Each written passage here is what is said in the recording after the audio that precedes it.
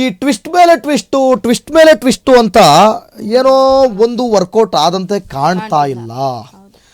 So ಈಗ ಸಿಗ್ತಾ ಇದೆ ಧರ್ಮಸ್ಥಳ ಕೇಸ್ಗೆ ಬಿಗ್ ಟ್ವಿಸ್ಟ್. ಅನಾಮಿಕಾ ಚಂದ್ರಕಲಾ ಮಿಕಾ ಮಾಡ್ಬಿಟ್ನ, ಎಲ್ಲರನ್ನು ಮಿಕಾ ಮಾಡ್ಬಿಟ್ನ, ತಗಲಾಕೊಂಡ್ಬಿಟ್ನ ಬುರುಡೆ ಮ್ಯಾನ್ ಅನ್ನುವಂಥ ಪ್ರಶ್ನೆಗಳು ನಿರ್ಮಾಣ ಆಗ್ತಾ ಇದೆ ಈಗ ಇಲ್ಲೆಲ್ಲೋ ಒಂದು ಕಡೆ. ಯಾಕಂದ್ರೆ ಇವತ್ತು SIT ಮಾಸ್ಕ್ ಮ್ಯಾನ್ ಅನ್ನ ಫುಲ್ ಡ್ರಿಲ್ ಮಾಡ್ಬಿಟ್ಟಿದೆ, ಫುಲ್ ವಿಚಾರಣೆ. ಅನಾಮಿಕನ ನಡುವೆ ಆತನ ನಡೆಯೇ ಒಂದು ರೀತಿಯಲ್ಲಿ ಕೌತುಕ. ನಿಮ್ಮ ರೆಬೆಲ್ ಟಿವಿಯಲ್ಲಿ ಎಕ್ಸ್ಕ್ಲೂಸಿವ್ ಮಾಹಿತಿ ಕೊಡ್ತೀವಿ, ದಿನದ ಅಪ್ಡೇಟ್ ಅನ್ನ ನಿಮ್ಮ ಮುಂದೆ ಇಡ್ತಾ ಇದೀವಿ. ಧರ್ಮಸ್ಥಳ ಕೇಸ್ಗೆ ಈಗ ಮೆಗಾ ಟ್ವಿಸ್ಟ್ ಸಿಗ್ತಾ ಇದೆ. ಅನಾಮಿಕಾ ಒಂದ್ ಕಡೆ ಎಲ್ರನ್ನು ಮಿಕಾ ಮಾಡ್ಬಿಟ್ನ ಅನ್ನುವಂತ ಅನುಮಾನ ವ್ಯಕ್ತವಾಗ್ತಾ ಇದೆ. ನೋಡಿ, ತಗ್ಲಾಕುಂಟ್ನ ಹಾಗಾದ್ರೆ ಬುರುಡೆ ಮ್ಯಾನ್. ಇವತ್ತು SIT ಇಂದ ಮಾಸ್ಕ್ ಮ್ಯಾನ್ ವಿಚಾರಣೆ ನಡೆದಿದೆ. ಹೇಗ್ ನಡೀತು, ಹಾಗಾದ್ರೆ ಏನೇನೆಲ್ಲ ಪ್ರಶ್ನೆಗಳನ್ನ ಹಾಕಿದ್ರು ಅನಾಮಿಕನಿಗೆ. ಅನಾಮಿಕನ ನಡೆಗೆ ಬಹಳ ಅಂದ್ರೆ ಬಹಳ ಕ್ಯೂರಿಯಾಸಿಟಿಯನ್ನ ಬಿಲ್ಡ್ ಮಾಡ್ತಾ ಇದೆ. ಫಸ್ಟ್ ಕೊಟ್ಟಂತಹ ಹೇಳಿಕೆಗೂ ಈಗ ಕೊಡ್ತಾ ಇರುವಂತಹ ಹೇಳಿಕೆಗೂ ಎಲ್ಲ ಒಂದು ಕಡೆ ಮಿಸ್ ಮ್ಯಾಚ್ ಆಗ್ತಾ ಇದೆ. ಹೇಳಿಕೆಗಳು ಬದಲಾಗ್ತಾ ಇದೆ. ನಿಮ್ಮ ರೆಬಲ್ ಟಿವಿಯಲ್ಲಿ ಎಕ್ಸ್ಕ್ಲೂಸಿವ್ ಈ ವಿಷಯಕ್ಕೆ ಸಂಬಂಧಪಟ್ಟಂತೆ ಎಕ್ಸ್ಕ್ಲೂಸಿವ್ ಮಾಹಿತಿಯನ್ನ ನೀಡೋದಕ್ಕೆ ಮುಂದಾಗ್ತಾ ಇದ್ದೀವಿ. ದಿನದ ಅಪ್ಡೇಟ್ ಅನ್ನ ನಿಮ್ಮ ಮುಂದೆ ಈ ಹಿಂದೆ ಈಗಲೂ ಮುಂದೆ ಕೂಡ ಕೊಡುವಂತಹ ಪ್ರಯತ್ನವನ್ನ ಮಾಡ್ತಾನೆ ಇದ್ದೀವಿ. ಎಸ್, ಧರ್ಮಸ್ಥಳ ಕೇಸ್ ನಿಜಕ್ಕೂ ಕೂಡ ಒಂದು ಕಡೆ ರಹಸ್ಯಮಯ ಆಗ್ತಾ ಇದೆ ಅಂತ ಹೇಳಿದ್ರು ಕೂಡ ತಪ್ಪಾಗ್ಲಿಕ್ಕಿಲ್ಲ. ಯಾಕಂತಂದ್ರೆ ಅಷ್ಟೊಂದು ನಿಗೂಢತೆ ಅಲ್ಲಿ ಅಡಗಿದೆ ಅನ್ನುವಂತಹ ಮಾಹಿತಿ ಕೂಡ ಲಭ್ಯ ಆಗ್ತಾ ಇದೆ. ದಿವಿತ್ ನೋಡಿ, ಅನಾಮಿಕಾ ಆತನ ಮೇಲೇನೆ ಎಲ್ಲರೂ ಹೋಪನ್ನ ಇಟ್ಕೊಂಡ್ಬಿಟ್ಟಿದ್ದಾರೆ. ಏನಾದ್ರೂ ಸಿಗುತ್ತಾ ಅಂತ. ಏನು ಸಿಗ್ತಾ ಇಲ್ಲ ಅಂತಂದಾಗ SIT ಅಧಿಕಾರಿಗಳಿಗೂ ಕೂಡ ಒಂದು ರೀತಿಯಾದಂತಹ ಬೇಸರ ಉಂಟಾಗಿದೆ. ಹಾಗಾಗಿ ಇವತ್ತು ಕರೆದು ಬಾರಪ್ಪ ನಿನ್ ಜೊತೆ ಸಪರೇಟ್ ಆಗಿ ಮಾತಾಡ್ಬೇಕು. ಈ ಹಿಂದೆ ಕೊಟ್ಟಂತಹ ಹೇಳಿಕೆ SIT ಅವರು ಪ್ರತಿ ಸಲನೂ ಕೂಡ ಚಂದ್ರಕಲಾ ಆತನನ್ನ ಕರೆದು ವಿಚಾರಣೆ ಮಾಡ್ತಿದ್ದಾರೆ. ಆರಂಭದಲ್ಲೂ ಕೂಡ ಸುಮಾರು 13 ರಿಂದ 14 ಗಂಟೆ ವಿಚಾರಣೆ ಮಾಡಿದ್ರು.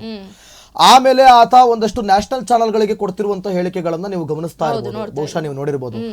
ಆತ ಈಗಲೂ ಕೂಡ ಕಾನ್ಫಿಡೆನ್ಸ್ ನಲ್ಲಿ ನಾನು ಅಷ್ಟೇ ಹಣ ಹೂತಿದೆ, ಇಷ್ಟೇ ಹಣ ಹೂತಿದೆ, ಇಷ್ಟಿದೆ ಅಂತ ಮಾತನಾಡ್ತಾನೆ ಇದ್ದಾರೆ. ಆತನ ಮಾತಿನಲ್ಲಿ ಈಗಲೂ ಕೂಡ ಕಾನ್ಫಿಡೆನ್ಸ್ ಇದೆ. ಆದ್ರೆ SIT ಇವತ್ತು ಮಾಡ್ತಿರುವಂತ ತನಿಖೆಯಲ್ಲಿ ಎಡಬುಡಂಗಿ ಉತ್ತರ ಯಾಕೆ? ಆತ ಕೊಡ್ತಿರುವಂತ ಉತ್ತರದಲ್ಲಿ ಸ್ವಲ್ಪ ಗೊಂದಲ ಇದೆ. ಈ ಗೊಂದಲ ಯಾಕೆ? ಸೊ ಹಂಗಾಗಿ ಇಲ್ಲಿ ನಮಗೆ ಅನುಮಾನ ಹುಟ್ಟಿಸ್ತಾ ಇದೆ.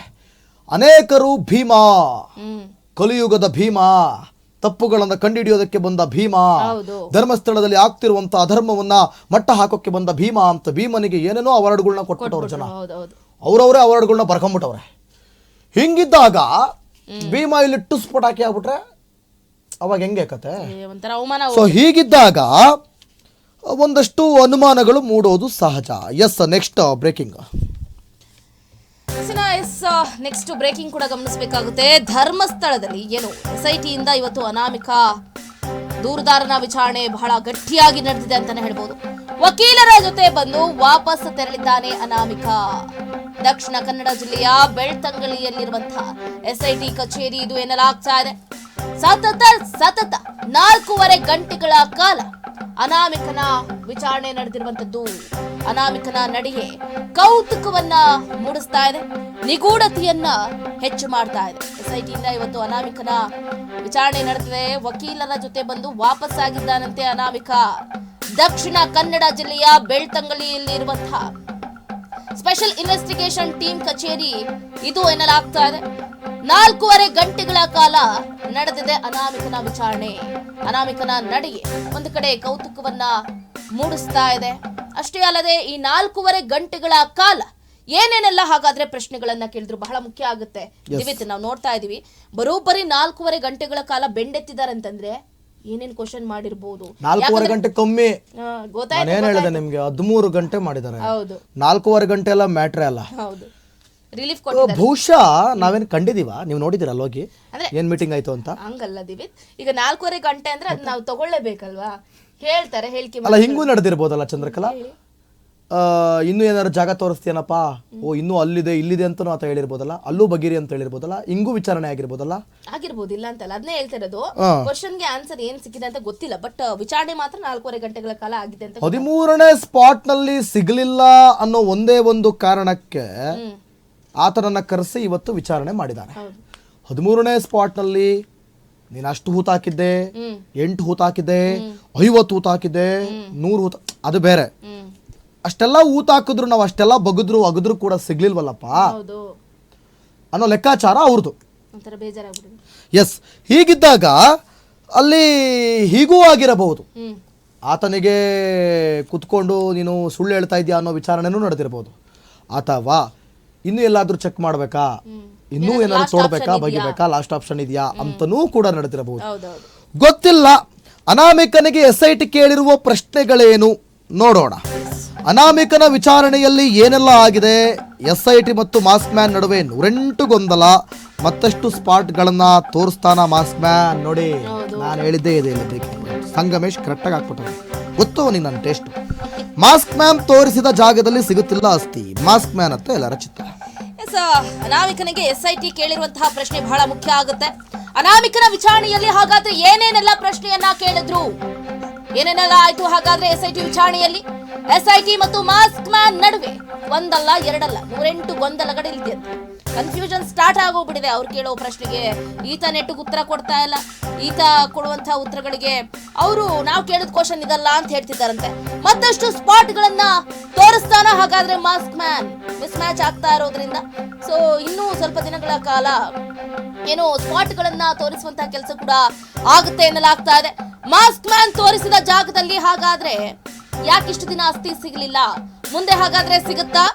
ಮಾಸ್ಕ್ ಮ್ಯಾನ್ ಅಂತ ಈಗ ಎಲ್ಲರ ಚಿತ್ತ ಇರುವಂತದ್ದು. ಎಲ್ಲರೂ ಕೂಡ ಭೀಮಾ ಭೀಮಾ ಭೀಮಾ ಅಂತ ಕೇಳೋ ಪರಿಸ್ಥಿತಿ ಉಲ್ಬಣ ಆಗೋಯ್ತು. ಒಂದು ಕಡೆ ಬಿಜೆಪಿ ನಾಯಕರು ಈ ಕಡೆ ಪ್ರೊಟೆಸ್ಟ್ ಅನ್ನ ಮಾಡ್ತಿದ್ದಾರೆ. ಇನ್ನು ಎಷ್ಟು ದಿನಗಳ ಕಾಲ ಗುಂಡಿ ಹಾಕೊಂಡು ಕೂತ್ಕೊಳ್ತೀರಪ್ಪ, ಸರ್ಕಾರದ ಹಣವನ್ನ ವ್ಯಯ ಮಾಡ್ತಿದ್ದೀರಾ, ಇಲ್ಲೂ ಏನಾದ್ರೂ ಹಣ ಹೊಡೆಯುವಂತಹ ಕೆಲಸವನ್ನ ಮಾಡ್ತಿದ್ದೀರಾ ಅಂತ ಈಗಾಗಲೇ ಬಿಜೆಪಿ ನಾಯಕರು ಕೂಡ ಪ್ರಶ್ನೆ ಮಾಡ್ತಿದ್ದಾರೆ. ಕೇಳ್ತಾರೆ ಅವ್ರಿಗೇನು, ಅವರಿಗೆ ಪ್ರಕರಣದ ತೀವ್ರತೆಗೂ ಅರ್ಥ ಆಗ್ತಾ ಇಲ್ಲ. ಅವ್ರು ಹಿಂಗೂ ಯೋಚನೆ ಮಾಡಬಹುದು, ಒಂದು ವೇಳೆ ಅಲ್ಲೇನಾದ್ರೂ ನಡೆದಿದ್ರೆ ಅದಕ್ಕೆಲ್ಲ ಮುಕ್ತಿ ಕೊಟ್ಟು ಅಂತವ್ರಿಗೆ ಶಿಕ್ಷೆ ಕೊಟ್ಟು ನಮ್ಮ ಧರ್ಮವನ್ನ ನಾವು ಕಾಪಾಡಿಕೊಳ್ಳೋಣ, ಹಿಂಗೂ ಯೋಚನೆ ಮಾಡ್ಬೋದಲ್ಲ. ಏನ್ ಚಂದ್ರಕಲಾ, ಹಿಂಗೂ ಯೋಚನೆ ಮಾಡ್ಬೋದಲ್ಲ. ಅದು ಬಿಟ್ಬಿಟ್ಟು ಸಂಪೂರ್ಣವಾಗಿ ಒಂದೇ ವೇಲ್ ಹೋಗ್ತಾರಪ್ಪ. ₹1 ಹಾಲಿನ ರೇಟ್ ಜಾಸ್ತಿ ಆದ್ರೆ ಸಾಕು, ಬೀದಿಗೆ ಬಂದು ಕುತ್ಕೊಂಡ್ಬಿಡ್ತಾರೆ ಕಿಸಿ ಕಿಸಿ ಕಿಸಿ ಕಿಸಿ ಕಿಸಿ ಅಂತ. ಆದ್ರೆ ಈ ವಿಚಾರಕ್ಕೆ ಮಾತ್ರ ಏನು ಮಾತಾಡ್ತಾ ಇಲ್ಲ. ಯಾಕಂತಂದ್ರೆ ಇಲ್ಲಿ ಆ ಕಡೆ ಪಕ್ಷದವರು ಈ ಕಡೆ ಪಕ್ಷದವರು ಎಲ್ಲ ಒಂದೇ ಆಗ್ಬಿಟ್ಟವ್ರೆ ಈ ಕೇಸಲ್ಲಿ. ಬೇರೆ ಬೇರೆ ಪ್ರಕರಣದಲ್ಲಿ ಮಾತ್ರ ಸಿದ್ದರಾಮಯ್ಯನವರು ಮೂಢ ಹಗರಣದಲ್ಲಿ ಭಾಗಿಯಾಗಿದ್ದಾರೆ ಅಂದಾಗ ಬೀದಿಲಿ ಕೂತಿದ್ದೇನು, ಜಗಳ ಮಾಡಿದ್ದೇನು, ಪ್ರೊಟೆಸ್ಟ್ ಮಾಡಿದ್ದೇನು. ಕಾಂಗ್ರೆಸ್ ಸರ್ಕಾರ ಹಾಲಿನ ದರವನ್ನ ₹2 ಏರಿಸಿದೆ, ₹1 ಏರಿಸಿದೆ ಅಂದಾಗ ಬೀದಿಗೆ ಬಂದಿದ್ದೇನು, ಜಗಳ ಮಾಡಿದ್ದೇನು. ಕಾಂಗ್ರೆಸ್ ಸರ್ಕಾರ ಪೆಟ್ರೋಲ್ ರೇಟ್ ಸೆಸ್ ಅನ್ನ ಜಾಸ್ತಿ ಮಾಡಿದೆ ಅಂದಾಗ ಬೀದಿಗೆ ಬಂದಿದ್ದೇನು. ಬಸ್ ಪ್ರಯಾಣ ದರ ಏರಿಸಿದಾಗ ಆದ ಪ್ರತಿಭಟನೆ ಏನು, ಮೆಟ್ರೋ ಪ್ರಯಾಣ ದರ ಏರಿಸಿದಾಗ ಆದ ಪ್ರತಿಭಟನೆ ಏನು, ಆಮೇಲೆ ಹುಬ್ಬಳ್ಳಿಯಲ್ಲಿ ಆದಂತ ಕೇಸು, ನೇಹಾ ಹತ್ಯೆ ಆದಾಗ ಆದಂತ ಕತೆ ಏನು. ಮುಸ್ಲಿಂ ಅವರು ಕೊಲೆ ಮಾಡಿದ್ರೆ ಮಾತ್ರ ನೀವು ಬೀದಿಗೆ ಬರೋದಾ? ಯಾರು? ಬಿಜೆಪಿ ಅವರು. ಮುಸ್ಲಿಂ ಅವರು ಕೊಲೆ ಮಾಡಿದ್ರೆ ಮಾತ್ರ ನೀವು ಬೀದಿಗೆ ಬರೋದಾ? ಇದು ನ್ಯಾಯನಾ? ಇನ್ನು ಕಾಂಗ್ರೆಸ್ನವರು, ನೀವು ಹಿಂದೂಗಳು ಕೊಲೆ ಮಾಡಿದ್ರೆ ಮಾತ್ರ ಬೀದಿಗೆ ಬರೋದಾ? ನೀವು ಇಲ್ಲಿ ಜನರ ಅಭಿವೃದ್ಧಿಯನ್ನು ಮಾಡುತ್ತಿರುವಿರೇ ಅಥವಾ ಆ ಧರ್ಮ ಈ ಧರ್ಮ, ಈ ಧರ್ಮಕ್ಕೆ ನಾನ್ ಸಪೋರ್ಟು, ಆ ಧರ್ಮಕ್ಕೆ ಇವನ್ ಸಪೋರ್ಟು, ಸಂಘರ್ಷ, ಧರ್ಮಗಳ ಸಿದ್ಧಾಂತವನ್ನ ಇಟ್ಕೊಂಡು ನೀವು ರಾಜಕಾರಣ ಮಾಡ್ತಾ ಇದ್ದೀರಾ? ನೀವೆಲ್ಲರೂ ನಾಲಾಯಕ್ಗಳೇ. ನೆಕ್ಸ್ಟ್, SIT ಮಧ್ಯಂತರ ವರದಿಯಲ್ಲಿ ಏನಿದೆ? ಬಹಳ ಮುಖ್ಯ ಆಗುತ್ತೆ. SIT ಮಧ್ಯಂತರ ವರದಿಯಲ್ಲಿ ಹಾಗಾದ್ರೆ ಏನಿದೆಯಪ್ಪ? ಬಗೆದಷ್ಟು ಬಯಲಾಗ್ತಾ ಇದೆ ಧರ್ಮಸ್ಥಳದ ರಹಸ್ಯ. SIT ವರದಿ ರಿಲೀಸ್ಗೆ ದಿನಗಣನೆ ಆರಂಭ ಆಗಿದೆ. ಕುತೂಹಲ ಕ್ಷಣದಿಂದ ಕ್ಷಣಕ್ಕೂ ಕೂಡ ಹೆಚ್ಚಾಗ್ತಾ ಇದೆ. SIT ವರದಿಯಲ್ಲಿ ಇದೆಯಂತೆ ಸ್ಫೋಟಕ ಸತ್ಯಾಂಶ ಬಟಾಬೈಲಾಗುತ್ತೆ ಇನ್ನೇನು ಕೆಲವು ದಿನಗಳಲ್ಲಿ. ಅನಾಮಿಕ ಹಾಗಾದ್ರೆ ಅಸಲಿನ ನಕಲಿನ ಅನ್ನೋದಕ್ಕೂ ಕೂಡ ಉತ್ತರ ಸಿಗುತ್ತೆ. There is no doubt. Anamika Bhima ಹೇಳಿದ್ದು ಎಲ್ಲವೂ ಕೂಡ ಸತ್ಯಾನ. SIT ಮಧ್ಯಂತರ ವರದಿಯನ್ನ ಬಿಚ್ಚಿಡೋದಕ್ಕೆ ಈಗಾಗಲೇ ಕಾತುರದಿಂದ ಕಾಯ್ತಾ ಇದೆ ಸ್ಪೆಷಲ್ ಇನ್ವೆಸ್ಟಿಗೇಷನ್ ಟೀಮ್. ಹಾಗಾದ್ರೆ ಸ್ಫೋಟಕ ಸತ್ಯಾಂಶ ಏನು, ಯಾವಾಗ ಬಟಾಬೈಲ ಆಗುತ್ತೆ? ಹಾಗಾದ್ರೆ ಈಗ ಒಂದು ಕಡೆ ಹೇಗಾಗುತ್ತೆ ಅಂತಂದ್ರೆ ಕಾದು ಕಾದು ಕಾದು ಒಂದು ದಿನ ಸತ್ಯಾಂಶ ಅಂದ್ರೆ ಅದು ಸಿಹಿ ಆಗಿರ್ಬೋದು, ಕಹಿ ಆಗಿರ್ಬೋದು, ಒಟ್ಟು ವರದಿ ರಿಲೀಸ್ ಆಗುತ್ತೆ. ಹಾಗೆ ಅನಾಮಿಕ ಅಸಲಿನ ನಕಲಿನ ಅನ್ನೋದು ಕೂಡ ಸತ್ಯಾಂಶ ಹೊರಬೀಳುತ್ತೆ. ಬಟ್ ಅದೆಲ್ಲದಕ್ಕೂ ಕೂಡ ಕಾಲಾವಕಾಶ ಅನ್ನೋದು ಬರುತ್ತೆ, ಬಂದೇ ಬರುತ್ತೆ. ಅದರಲ್ಲಿ ಯಾವುದೇ ರೀತಿಯಾದಂತಹ ಒಂದು ಅನುಮಾನ ಇಲ್ವೇ ಇಲ್ಲ. SIT ಅಧಿಕಾರಿಗಳು ಈಗಾಗಲೇ ಹೇಳಿದಾಗೆ ಸಾಕಷ್ಟು ಪ್ರಯತ್ನವನ್ನ ಪಡ್ತಾ ಇದ್ದಾರೆ. ಇತ್ತ ಅನಾಮಿಕನ ನಡೆಗೆ ನೋಡಿ ಒಂದು ರೀತಿಯಾದಂತಹ ಒಂದು ಪೊಲೀಸ್ ಸ್ಟಾಪ್ ಅನ್ನ ಹಿಡಿದು